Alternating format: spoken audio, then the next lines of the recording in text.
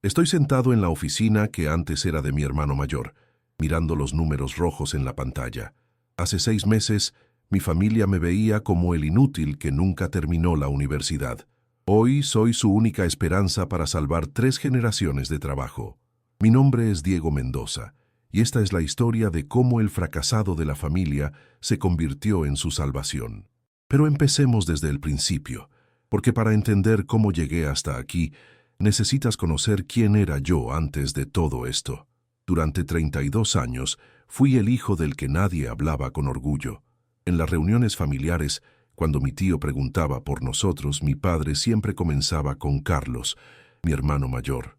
Ingeniero civil, graduado con honores, casado con una doctora, 2 hijos perfectos y socio minoritario de la empresa familiar. Después hablaba de Ana, mi hermana, licenciada en administración, posgrado en finanzas, directora de operaciones de Constructora Mendoza desde los 28 años. Cuando llegaban a mí, la conversación siempre se volvía incómoda. Mi padre carraspeaba, mi madre miraba hacia otro lado. Diego está buscando su camino, decían. Pero yo ya tenía 32 años. Mi camino parecía más bien un callejón sin salida. La verdad es que había intentado estudiar ingeniería como Carlos, pero las matemáticas avanzadas me superaron en segundo semestre. Cambié a administración como Ana, pero no tenía su disciplina para los números y las proyecciones.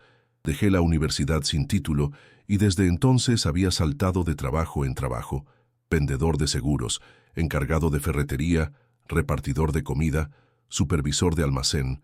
Nunca nada que impresionara a una familia de constructores que había levantado edificios por todo el estado de Jalisco. Vivía en un departamento de 2 habitaciones en una colonia que mi familia consideraba de clase media-baja. Mi carro era un Tsuru del 2005 que mi padre me había regalado, más por lástima que por generosidad. Los domingos familiares en la casa grande de mis padres eran un recordatorio constante de mi mediocridad. Carlos llegaba en su camioneta nueva, Ana en su sedán último modelo, y yo aparecía haciendo ruido con el motor que necesitaba afinación. Durante las comidas, ellos hablaban de contratos millonarios, de nuevos desarrollos habitacionales, de asociaciones con otros constructores importantes. Yo comía en silencio, ocasionalmente comentando algo sobre el fútbol o el clima. Mi padre asentía educadamente, pero podía ver en sus ojos que prefería cuando yo no hablaba. Un domingo de marzo, mientras esperábamos el postre, Carlos anunció que Constructora Mendoza había ganado la licitación para construir un complejo residencial de 200 departamentos. Era el contrato más grande en la historia de la empresa. Mi padre abrazó a Carlos con orgullo, mi madre lloró de alegría. Ana aplaudió emocionada. Yo felicité a mi hermano con una sonrisa que no llegaba a mis ojos. Esa noche, manejando de regreso a mi departamento, escuché una conversación por el celular que mi padre había dejado abierto accidentalmente. Hablaba con mi madre. No entiendo qué hicimos mal con Diego, le decía. Carlos y Ana salieron emprendedores, inteligentes, ambiciosos. Diego parece que no sirve para nada importante. Esas palabras se clavaron en mi pecho como vidrios rotos. No servía para nada importante. Era la confirmación de lo que había sospechado toda mi vida, pero escucharlo de boca de mi padre me destrozó de una forma que no había experimentado antes. Los siguientes meses fueron los más difíciles. Dejé mi trabajo en el almacén porque el supervisor me trataba como Carlos trataba a los obreros, con condescendencia y impaciencia. Busqué trabajo en otras ciudades, pensando que tal vez lejos de mi familia podría construir una identidad propia. Guadalajara, Puerto Vallarta, León, pero en todas partes me llevaba a mí mismo. Y eso incluía la voz de mi padre diciéndome que no servía para nada importante. Regresé a Tlaquepaque derrotado, con los ahorros agotados y la autoestima por los suelos. Conseguí trabajo en una tlapalería del centro, vendiendo herramientas y materiales de construcción. Era irónico trabajar con los mismos productos que mi familia usaba para levantar imperios, mientras yo apenas podía pagar la renta. El dueño de la tlapalería se llamaba Don Esteban, un hombre de 70 años que había trabajado toda su vida con las manos. Al principio pensé que era otro jefe que me vería con lástima, pero don Esteban era diferente. Me escuchaba cuando le contaba sobre técnicas de construcción que había aprendido escuchando a mi familia. Me hacía preguntas sobre materiales, sobre procesos, sobre eficiencia. Un día, mientras organizábamos un pedido de cemento, don Esteban me dijo algo que cambió mi perspectiva. «Muchacho», me dijo, «usted conoce este negocio de una forma que yo nunca conoceré. Ha escuchado conversaciones de alto nivel toda su vida. Sabe cómo piensan los constructores importantes, conoce sus problemas, entiende sus necesidades. Eso no se aprende en la universidad. Era la primera vez en años que alguien me decía que tenía valor». Don Esteban me explicó que muchos de sus clientes eran pequeños contratistas, que luchaban por conseguir mejores precios, mejores materiales, mejores términos de pago. Ellos necesitaban a alguien que entendiera tanto el negocio grande como las necesidades del trabajador pequeño. Empecé a prestar más atención a los clientes. Escuchaba sus quejas, sus necesidades, sus sueños. Muchos de ellos tenían talento y experiencia, pero no tenían acceso a los proveedores que manejaba Constructora Mendoza. No conocían las técnicas de negociación que yo había escuchado en las comidas familiares. No entendían los márgenes de ganancia que Ana calculaba en sus reportes. Poco a poco comencé a ayudarlos, no como consultor oficial, sino como alguien que entendía ambos mundos. Le expliqué a un albañil cómo podía presentar sus cotizaciones de manera más profesional. Le enseñé a una arquitecta recién graduada cómo calcular desperdicios de material de forma más precisa. Ayudé a un plomero a entender los tiempos de construcción para no llegar ni muy temprano ni muy tarde a las obras. Don Esteban notó que los clientes empezaron a regresar más seguido, a comprar más, a recomendarnos con otros. Las ventas de la tlapalería aumentaron 30% en 6 meses. Por primera vez en mi vida, sentí que tenía un talento real, algo que podía ofrecer al mundo. Pero mi familia no sabía nada de esto. Para ellos, yo seguía siendo el fracasado que trabajaba vendiendo clavos y tornillos. En las reuniones dominicales, cuando preguntaban «¿Qué tal mi trabajo?», yo respondía que bien, sin dar detalles. No quería sus comentarios condescendientes ni sus consejos no solicitados. Carlos siguió creciendo en la empresa. El complejo residencial de 200 departamentos estaba en construcción y marchaba según los planes. Ana había implementado un nuevo sistema de gestión que aumentó la eficiencia operativa 15%. Mi padre los presentaba en eventos de la industria como sus sucesores naturales, la nueva generación de Constructora Mendoza. Mientras tanto, yo seguía aprendiendo en la tlapalería. Don Esteban me fue dando más responsabilidades. Me encargaba de las relaciones con proveedores grandes, de negociar descuentos por volumen, de planificar inventarios. Descubrí que tenía facilidad para entender a las personas, para encontrar soluciones creativas a problemas complejos. Un día de octubre, un cliente llegó muy preocupado. Era contratista independiente y había ganado una licitación pequeña para remodelar una escuela primaria, pero su proveedor habitual le había cancelado el pedido de último momento. Necesitaba materiales específicos en 2 días o perdería el contrato. Los proveedores grandes no trabajaban pedidos tan pequeños con tan poco tiempo. Yo conocía el problema. En Constructora Mendoza siempre tenían exceso de materiales porque calculaban con márgenes altos para evitar quedarse cortos. Le hablé a Ana, que era quien manejaba el inventario. Le expliqué la situación como si fuera una consulta casual, preguntándole qué hacía la empresa con los sobrantes de material. Ana me explicó que muchas veces tenían excedentes que guardaban en las bodegas por meses, esperando el siguiente proyecto. Era dinero inmovilizado sin generar beneficios. Le sugerí, como de pasada, que tal vez podrían vender esos excedentes a contratistas pequeños con descuentos moderados. Sería mejor que tener el material guardado perdiendo valor. Ana encontró la idea interesante.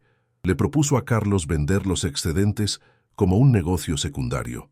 Carlos aprobó la idea pensando que sería una fuente adicional de ingresos sin mucho esfuerzo.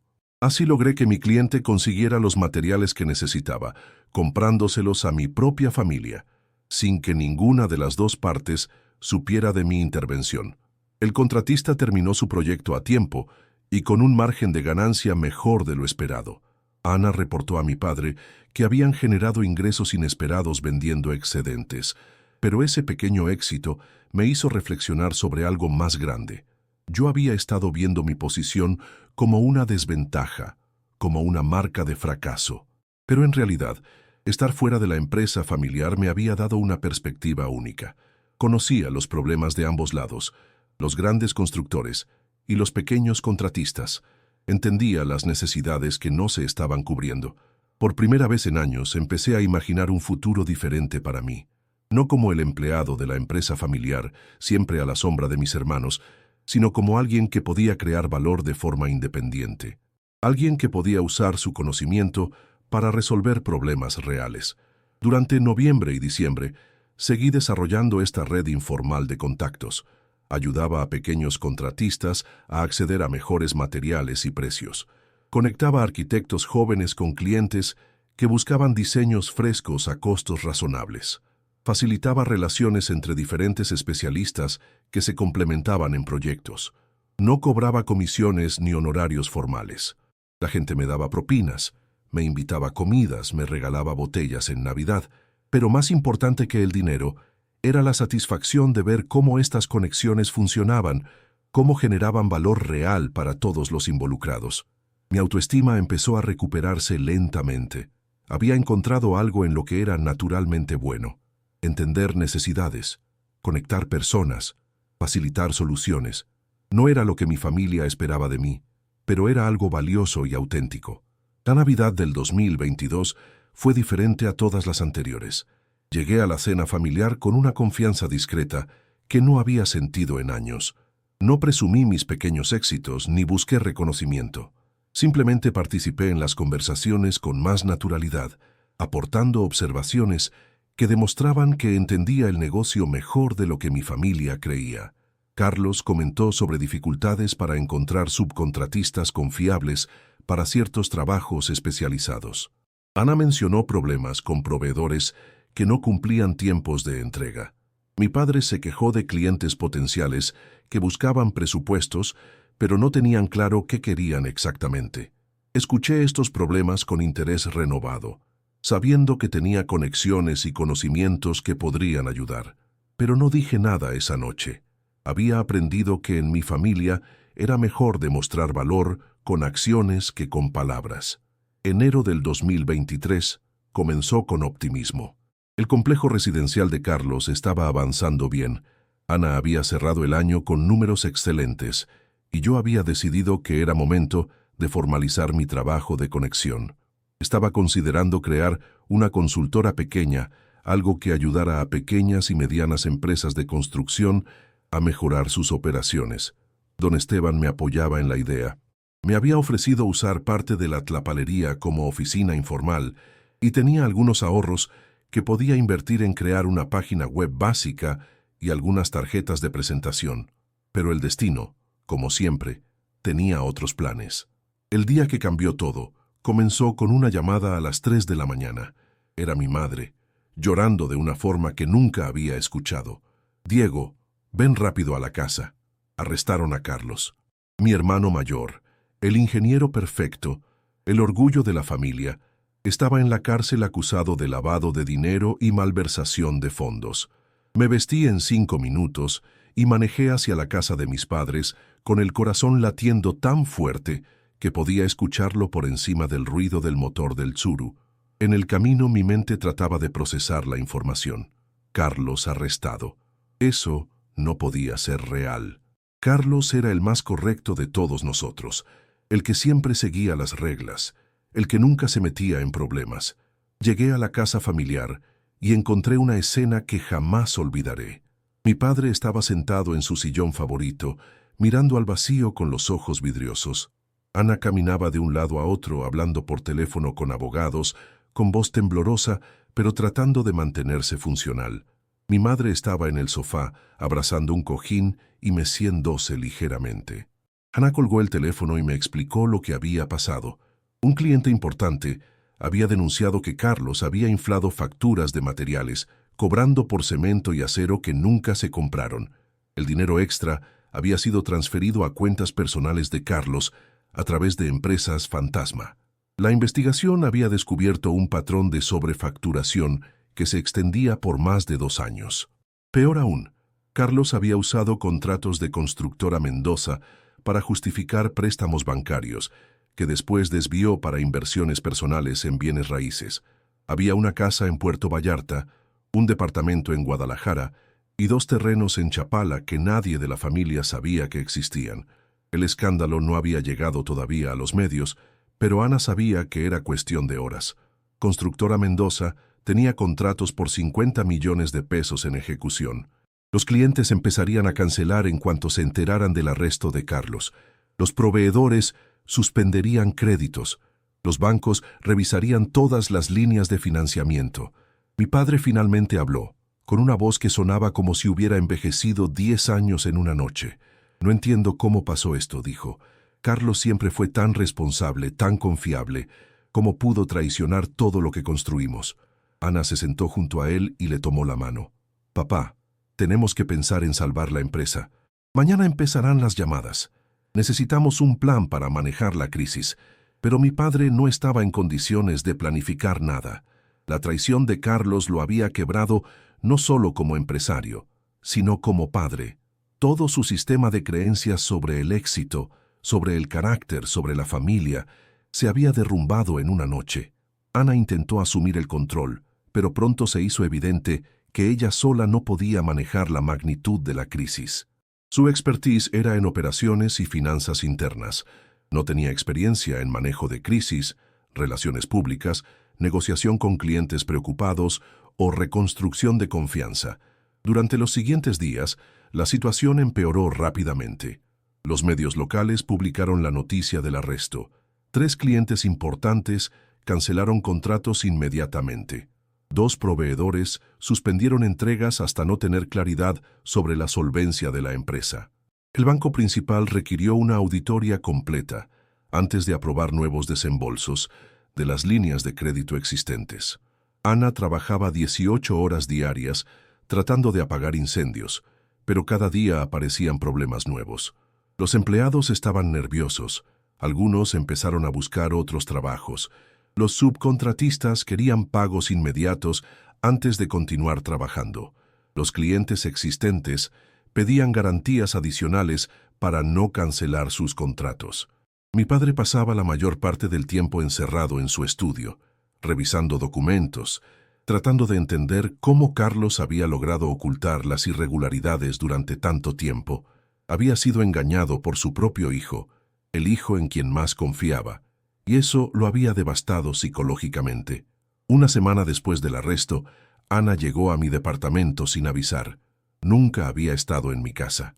Miró alrededor con curiosidad, como si estuviera visitando un país extranjero. Se sentó en mi pequeña sala y por primera vez en años me habló como si yo fuera un adulto, capaz de entender problemas complejos. «Diego», me dijo, «necesitamos ayuda. Papá no está funcionando. Yo no puedo con todo esto sola. La empresa se nos está desmoronando en las manos». Le pregunté qué esperaba que yo pudiera hacer. Yo era el que no servía para nada importante, según mi padre, el que nunca había terminado la universidad, el que trabajaba en una tlapalería vendiendo clavos. Ana suspiró profundamente. «Sé que nunca te hemos tomado en serio», me dijo. «Sé que papá y Carlos siempre te menospreciaron, pero ahora mismo eres el único Mendoza que no está quebrado emocionalmente o en la cárcel. Necesitamos a alguien que nos ayude a salvar lo que queda de la empresa». Era la primera vez que un miembro de mi familia reconocía que me habían tratado injustamente, pero también era la primera vez que me pedían ayuda para algo realmente importante. Durante años había soñado con este momento, con que me necesitaran, con que valoraran mi contribución, pero ahora que estaba sucediendo, me daba cuenta de que las circunstancias eran terribles. Le dije a Ana que necesitaba tiempo para pensarlo. Ella asintió y me dijo que entendía mi ambivalencia. También me dijo algo que me impactó profundamente. «Diego, durante estos días he estado revisando todos los procesos de la empresa, tratando de entender cómo Carlos pudo hacer lo que hizo. Y me di cuenta de algo. Tú eres el único de nosotros que realmente conoce a los clientes pequeños, a los proveedores independientes, a la gente que trabaja día a día en este negocio.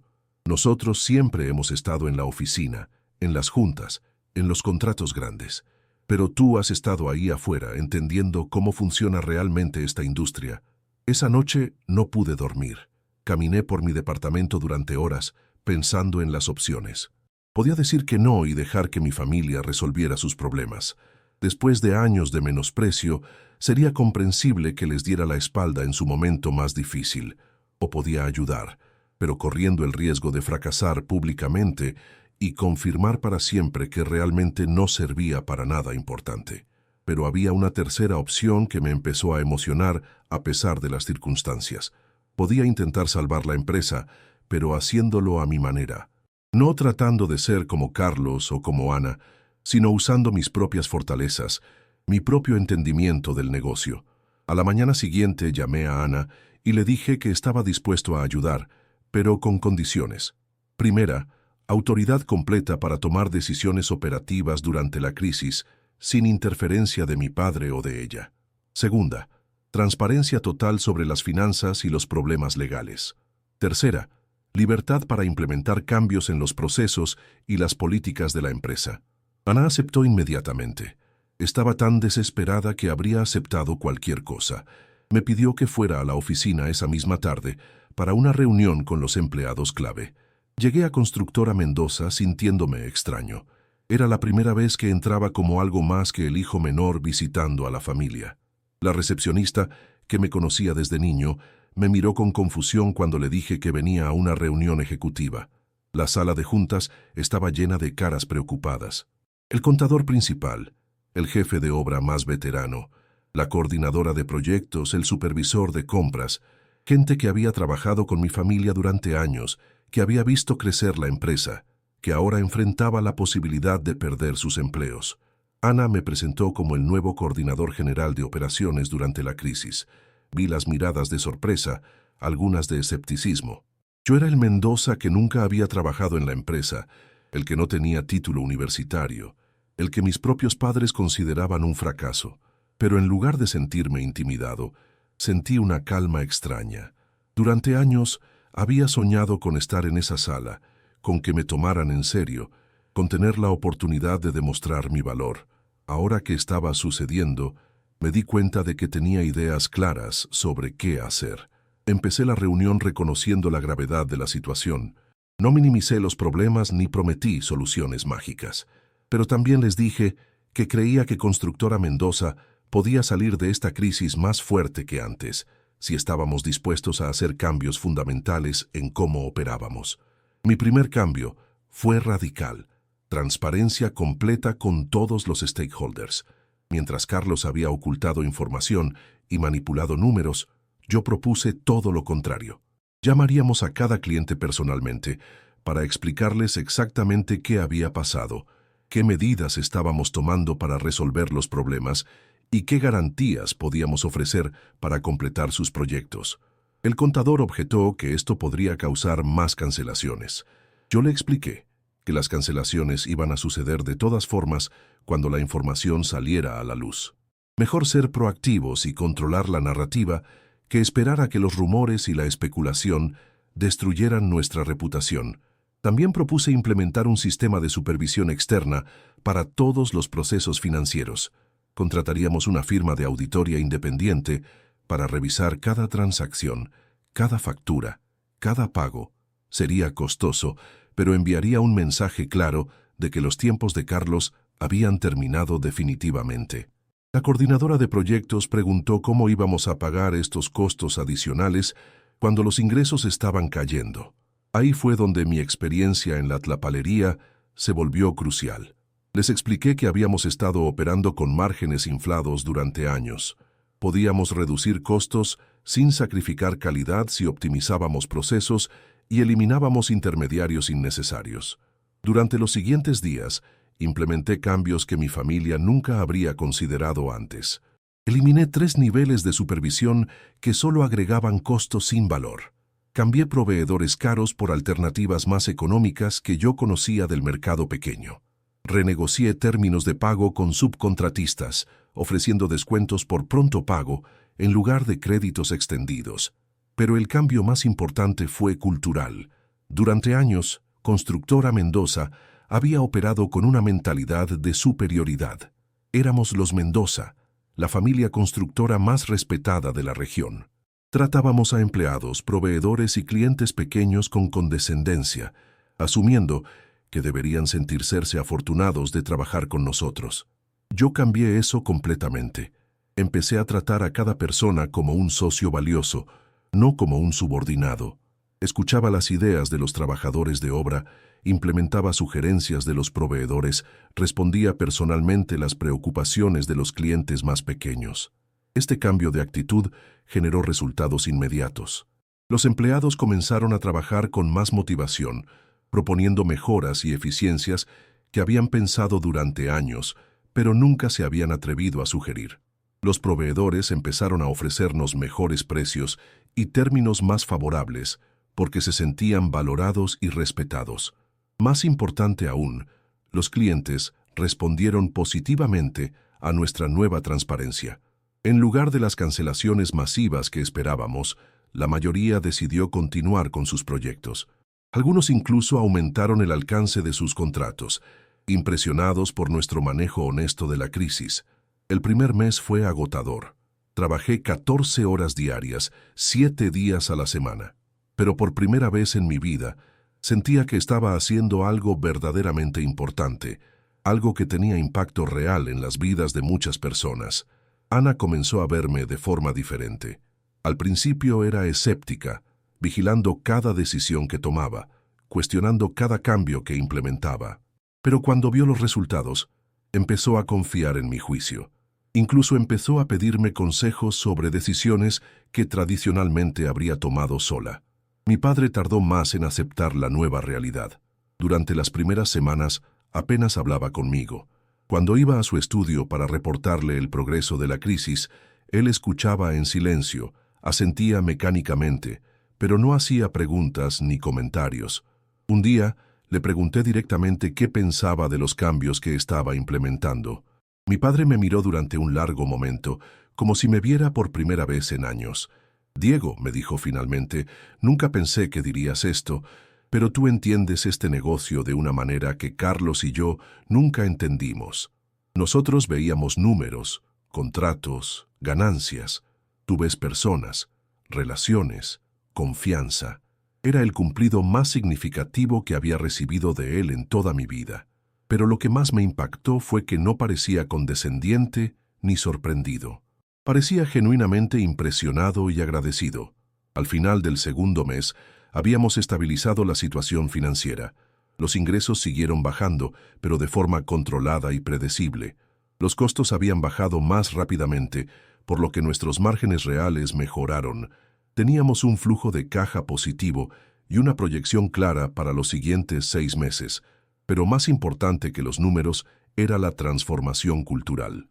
Constructora Mendoza ya no era la empresa arrogante que había sido bajo el liderazgo de Carlos. Era una organización más humilde, más conectada con su comunidad, más enfocada en generar valor real para todos los involucrados. Los empleados empezaron a referir clientes nuevos. Los proveedores nos recomendaban con otros constructores. Los clientes satisfechos hablaban positivamente de nosotros, a pesar del escándalo inicial. Estábamos construyendo una reputación nueva, basada en confianza y competencia, no en tradición familiar. Sin embargo, justo cuando pensaba que habíamos superado lo peor, descubrí algo que podría destruir todo lo que habíamos construido durante estos meses de trabajo intensivo.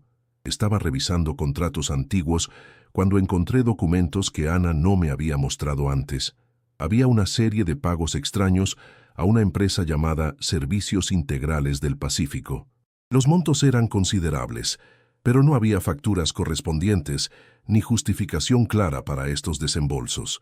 Cuando le pregunté a Ana sobre estos pagos, su reacción me alertó inmediatamente. Se puso nerviosa, evasiva. Me dijo que eran servicios de consultoría especializada, que Carlos había contratado para proyectos específicos. Pero yo había aprendido a detectar inconsistencias durante mi trabajo con don Esteban. Los montos no correspondían con los presupuestos de los proyectos mencionados. Las fechas de los pagos no coincidían con los cronogramas de construcción. Y más sospechoso aún, Servicios Integrales del Pacífico había recibido pagos incluso en meses cuando Constructora Mendoza no tenía proyectos activos que requirieran consultoría externa. Esa noche, investigué por mi cuenta. Servicios Integrales del Pacífico era una empresa registrada en Guadalajara, pero la dirección correspondía a un edificio de oficinas virtuales. Los socios registrados eran personas que no aparecían en ninguna búsqueda de Internet como consultores de construcción. Mi corazón se hundió cuando empecé a conectar las piezas. Ana había estado involucrada en el esquema de Carlos desde el principio. No era una víctima de las acciones de mi hermano mayor, era su cómplice. Durante años, mientras Carlos inflaba facturas de materiales, Ana había creado pagos falsos a empresas fantasma para justificar salidas adicionales de dinero. Era un sistema de doble validación. Carlos generaba ingresos ficticios, Ana creaba gastos ficticios y entre ambos habían desviado millones de pesos de la empresa familiar. El descubrimiento me devastó. Había confiado en Ana completamente. La había visto como la hermana responsable, la que había mantenido la empresa funcionando durante la crisis, la que me había dado la oportunidad de demostrar mi valor. Pero todo había sido una manipulación. Ana necesitaba que yo salvara la empresa porque ella también era culpable de su destrucción. Durante 3 días no le dije nada a Ana. Seguí trabajando normalmente, pero internamente estaba procesando las implicaciones de mi descubrimiento. Si revelaba la información, Ana también sería arrestada. Constructora Mendoza se quedaría sin ningún ejecutivo experimentado, excepto yo. Los clientes que habían confiado en nuestra transparencia se sentirían traicionados otra vez. Todo el trabajo de reconstrucción se vendría abajo. Pero si no revelaba la información, estaría siendo cómplice de encubrimiento. Estaría traicionando los principios de honestidad y transparencia que había establecido como base de nuestra recuperación. La decisión se volvió aún más compleja cuando me di cuenta de que Ana probablemente tenía más información comprometedora guardada. Si yo la confrontaba y ella se sentía acorralada, podría destruir documentos, transferir dinero a cuentas personales o simplemente desaparecer dejándome solo con los pedazos de una empresa quebrada. Necesitaba un plan más sofisticado. No podía simplemente acusar a Ana sin tener control completo de la situación. Tenía que asegurarme de que, independientemente de lo que pasara con ella, yo pudiera continuar operando la empresa y proteger los empleos de todos los trabajadores inocentes. Empecé a documentar todo meticulosamente. Copié todos los archivos financieros a un disco duro externo. Fotografié documentos clave. Grabé conversaciones donde Ana hacía comentarios que podrían ser interpretados como admisiones de culpabilidad. También comencé a construir relaciones directas con clientes y proveedores, independientes de Ana. Quería asegurarme de que si ella desaparecía súbitamente, yo pudiera continuar las operaciones sin interrupciones críticas. Una semana después de mi descubrimiento, decidí confrontar a Ana directamente. La cité en la oficina un viernes por la tarde, cuando los demás empleados ya se habían ido. Le mostré los documentos de Servicios Integrales del Pacífico y le hice preguntas específicas que no podía evadir. Ana intentó mantener la fachada durante unos minutos, pero eventualmente se quebró. Lloró como una niña pequeña, me pidió perdón, me suplicó que no la entregara a las autoridades, me explicó que Carlos la había presionado para participar en el esquema, amenazándola con destruir su carrera si no cooperaba. Era una explicación parcialmente creíble, pero yo había visto los documentos. Los pagos a Servicios Integrales del Pacífico habían comenzado antes que las irregularidades más evidentes de Carlos. Ana no había sido coaccionada, había sido una socia activa desde el principio. Le dije que tenía 2 opciones. Podía entregarse voluntariamente a las autoridades, cooperar completamente con la investigación y ayudarme a transferir todos los activos ocultos de vuelta a la empresa. O yo revelaría toda la información inmediatamente, sin darle tiempo para prepararse o negociar. Ana eligió la cooperación. Durante el fin de semana trabajamos juntos para documentar todas las irregularidades, localizar todos los activos desviados y preparar una confesión completa. Fue surreal trabajar con mi hermana para desmantelar su propio crimen, pero era la única forma de minimizar el daño a la empresa y a nuestros empleados. El lunes por la mañana, Ana se presentó ante la fiscalía acompañada del mismo abogado que representaba a Carlos. Esa tarde fue arrestada formalmente. Los medios reportaron que ambos hermanos Mendoza estaban ahora bajo custodia, acusados de defraudar a la empresa familiar por más de 20 millones de pesos durante 3 años. Pero esta vez yo estaba preparado para la crisis. Había anticipado las reacciones de clientes, proveedores y empleados. Tenía un plan de comunicación claro, documentación completa de todos los activos recuperados y garantías bancarias para completar todos los proyectos en curso. Convoqué a una reunión con todos los empleados y les expliqué la situación con la misma transparencia brutal que había usado 3 meses atrás. Les dije que Ana había confesado su participación en el esquema fraudulento, que estaba cooperando completamente con las autoridades y que habíamos recuperado casi todo el dinero desviado. También les dije que Constructora Mendoza continuaría operando bajo mi dirección, con supervisión externa reforzada y auditorías mensuales. Que todos los empleos estaban seguros, todos los proyectos se completarían y todos los compromisos se cumplirían. La reacción fue mejor de lo que esperaba. Los empleados ya habían visto mi capacidad para manejar crisis durante los meses anteriores. Habían visto cómo los cambios que implementé mejoraron las operaciones y aumentaron su satisfacción laboral. Confiaban en que podía liderar la empresa a través de esta nueva crisis. Los clientes también respondieron positivamente. Varios me llamaron personalmente para expresar su apoyo y su confianza en mi liderazgo. Uno de ellos me dijo algo que nunca olvidaré. Diego, hemos trabajado con constructores durante 20 años. Nunca habíamos visto a alguien manejar problemas con tanta honestidad y competencia. Carlos y Ana cometieron errores terribles, pero tú has demostrado que los Mendoza todavía representan calidad y confianza. Durante las siguientes semanas, consolidé mi posición como líder único de Constructora Mendoza. Mi padre, completamente quebrado por la traición de sus 2 hijos favoritos, me transfirió formalmente el control operativo total de la empresa. No fue una decisión fácil para él, pero reconoció que yo era el único que había demostrado capacidad para manejar la crisis. También fue difícil para mí. Durante toda mi vida había querido ser reconocido por mi familia, pero no en estas circunstancias. No quería ganar por eliminación, sino por mérito propio. Pero la realidad era que las circunstancias habían creado esta oportunidad, y yo tenía la responsabilidad de aprovecharla para proteger a todos los que dependían de la empresa. Los siguientes meses fueron de reconstrucción profunda, no solo de las finanzas y las operaciones, sino de la cultura organizacional y la reputación externa. Implementé sistemas de control y transparencia que iban más allá de lo que cualquier empresa de construcción regional había hecho antes. Contratamos un director financiero externo con experiencia en recuperación empresarial. Establecimos un consejo asesor con miembros independientes que supervisaban todas las decisiones estratégicas. Implementamos reportes mensuales públicos sobre el progreso de cada proyecto, disponibles para clientes, proveedores y empleados. También diversificamos las operaciones. En lugar de depender exclusivamente de contratos grandes como había hecho Carlos, desarrollamos múltiples líneas de negocio. Construcción residencial de escala media, remodelaciones comerciales, proyectos de infraestructura pública, consultoría en eficiencia constructiva. Mi experiencia conectando pequeños contratistas con recursos mayores se convirtió en una ventaja competitiva única. Constructora Mendoza se posicionó como una empresa que podía manejar proyectos de cualquier escala, desde una casa unifamiliar hasta un complejo comercial, manteniendo siempre los mismos estándares de calidad y servicio. Un año después del arresto de Carlos, la empresa estaba generando más ingresos que nunca antes en su historia, pero más importante aún, estaba generando estos ingresos de manera ética, transparente y sostenible.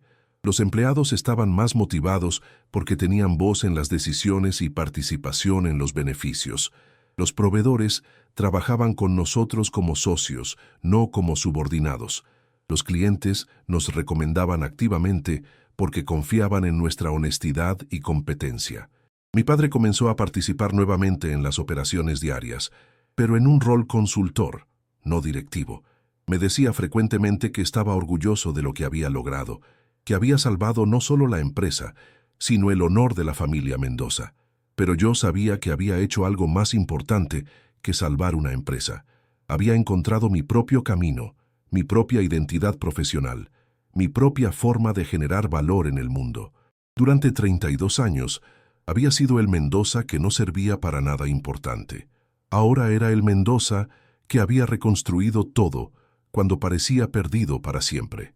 La experiencia me enseñó varias lecciones fundamentales sobre liderazgo, sobre familia y sobre encontrar propósito en circunstancias difíciles.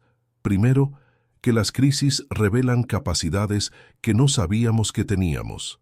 Durante años pensé que mi lugar en la periferia de la familia era una desventaja, pero resultó ser una perspectiva única que me permitió ver soluciones que mis hermanos no podían imaginar. Segundo, que la confianza se construye con acciones consistentes, no con promesas o credenciales.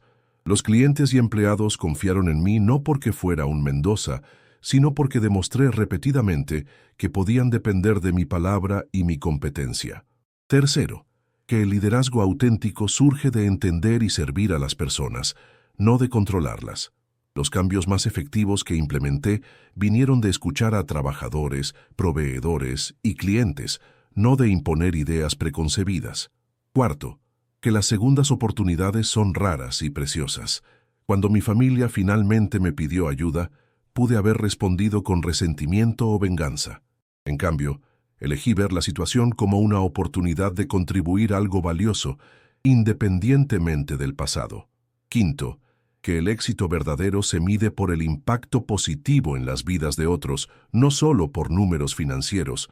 La satisfacción más grande no vino de generar más ingresos, sino de proteger empleos, completar proyectos importantes y reconstruir la confianza de nuestra comunidad.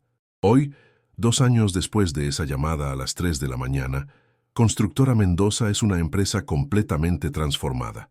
Tenemos 60 empleados directos y generamos trabajo para más de 200 familias a través de nuestros subcontratistas y proveedores. Carlos y Ana cumplieron sentencias de 3 años de prisión con posibilidad de libertad condicional por cooperar completamente con las autoridades. Todo el dinero desviado fue recuperado y reinvertido en la empresa. Ambos perdieron sus derechos como accionistas, pero conservan la posibilidad de reintegrarse a la familia cuando completen sus procesos legales y de rehabilitación.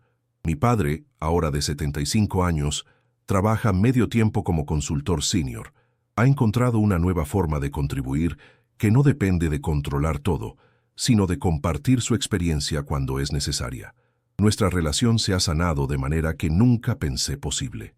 Mi madre, que sufrió tremendamente durante los arrestos, ahora está orgullosa de contar a sus amigas sobre el hijo que salvó la empresa familiar. Es una inversión emocional extraña después de tantos años de vergüenza, pero aprecio que finalmente me vea como alguien valioso. Don Esteban cerró la tlapalería el año pasado y ahora trabaja como consultor de proveedores para Constructora Mendoza.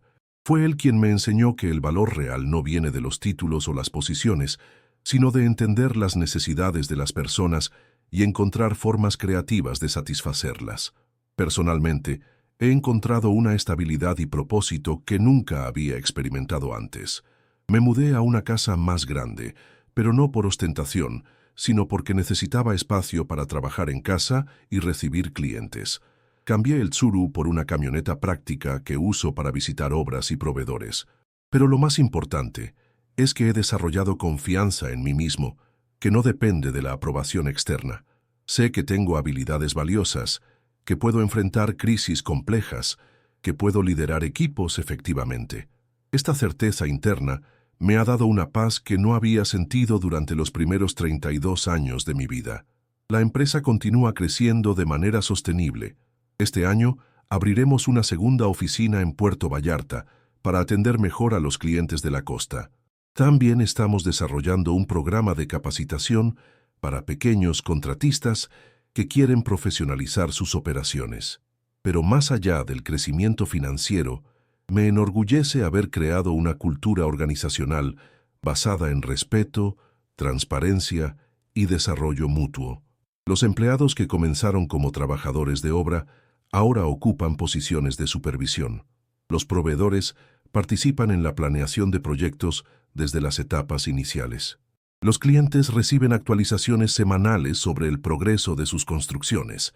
Esta transformación no habría sido posible bajo el modelo autoritario que Carlos implementó o bajo el enfoque puramente técnico que Ana prefería. Necesitaba a alguien que entendiera que las empresas exitosas son comunidades de personas trabajando hacia objetivos comunes, no máquinas de generar dinero.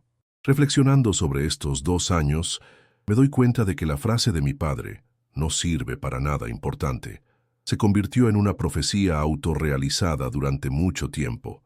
Pero las crisis tienen la capacidad de revelar potenciales ocultos y crear oportunidades para redefinir quiénes somos.